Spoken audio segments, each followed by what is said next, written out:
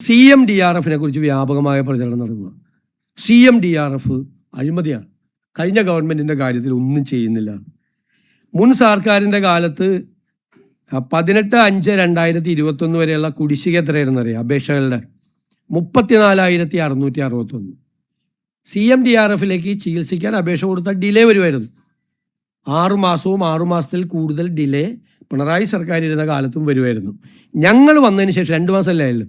ഞങ്ങൾ വന്നതിന് ശേഷം ആ 34,661 അപേക്ഷയിൽ 11,174 ക്ലിയർ ചെയ്തു.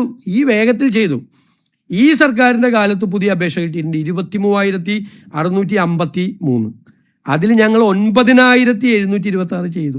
അപ്പോൾ ഏകദേശം 21,000-ഓളം അപേക്ഷകൾ 2 മാസം കൊണ്ട് ഈ ഗവൺമെൻറ് ക്ലിയർ ചെയ്തു. ഞങ്ങൾ വന്നൊന്നും ഇരുന്നേ ഉള്ളൂ. എന്നിട്ട് പറയുകയാണ് CMDRF എല്ലാം കെട്ടിക്കിടക്കാമെന്ന്.